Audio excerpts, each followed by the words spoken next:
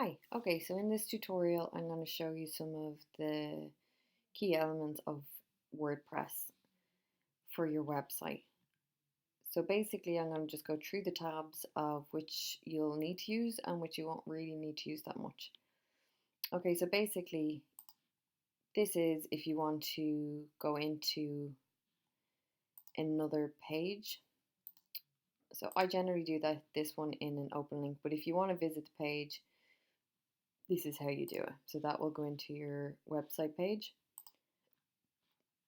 Okay, so obviously updates would be a very important tab that you need to keep an eye out on. Um, Basically because you're gonna want to maintain the website and make sure everything's up to date. Once you go in there, it will tell you that if you whether you have updates or whether there's scheduled updates. Um, it's not something that you need to be overly concerned with. Just make sure that you kind of double check now. So obviously I only did mine the other day, so you can check again if you need to, but I'm not going to do that now. It's just to show you. Okay, so I'm not going to go through posts because there's an entire video on how to create a post. Caption forms is basically if you want to create a contact form.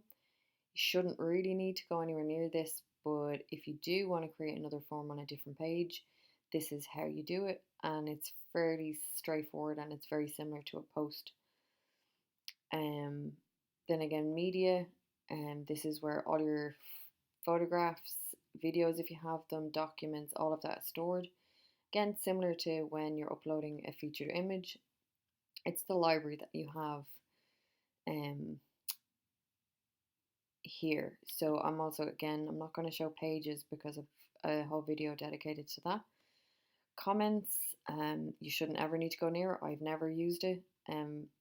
Frequently asked questions, I'm going to do a specific video on because it can take a few minutes on how to do it. So I'll come back to that in a different video. Then obviously if you want to go straight into Elementor, you just hit here. There's different options. Again, you shouldn't really need to use any of these once you're in Elementor. I haven't. Okay, so this one is quite easy to show you templates. So I'm going to go into templates and I'm going to show you from here. If you are on your site and for example, if the top section, this is your header and this is your footer. So if you want to edit either of them, say for example, you no longer supply a newsletter and you want to get rid of this, you're going to have to go into your templates. So once you're in your templates, you can see here all the ones that I've done, the ones that are published, and the ones that are in draft. So I'm just going to go into the one that's published because you don't need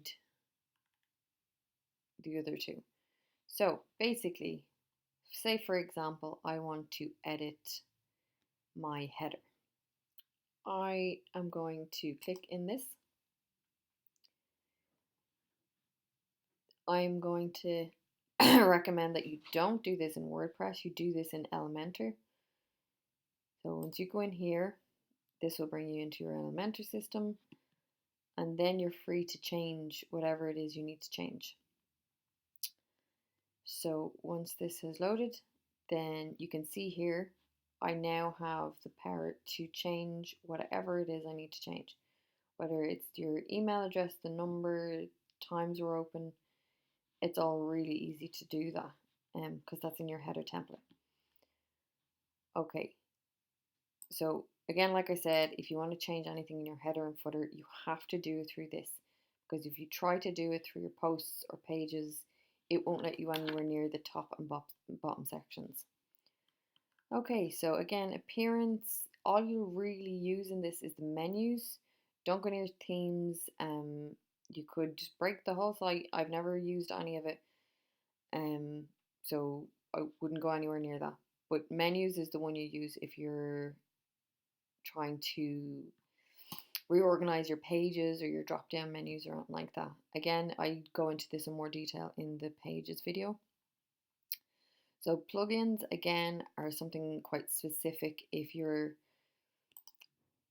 trying to do something new, WordPress is great because it gives you different plugins to use rather than having to actually go in and do the code for it. This basically gives you a little plugin that has the code already done. Um, so unless you're a software engineer and know how to do the code, this is the best way to do it. So, for example, this forms are that's a plugin. Hide the title, hide the page and post title. That's also a plugin. This one I found incredibly easy to use. Some of them will work, some of them won't. It really very much depends on what you're doing, and I'd recommend watch a YouTube video if you're really struggling with how to use the plugin. But basically, it's quite simple. You upload it and activate. For example, if I wanted to add a new plugin, you just add new, put in the name of the plugin that you're looking for, and then install now, and then it'll ask you to activate it. So that's pretty much it. But then again, you shouldn't really need to use that, but just in case you did. Then basically all of these you wouldn't really need unless you're adding new users. All of this, you really don't need to use it on a general day-to-day basis. So that's pretty much the basics of WordPress. It's I suppose sounds a lot easier than it maybe is to use, but it is handy just to know the different features that you would more regularly use than others. In the next video, I will give you a step-by-step on Elementor and all the different design aspects it has. But for now, that's pretty much the basics of WordPress.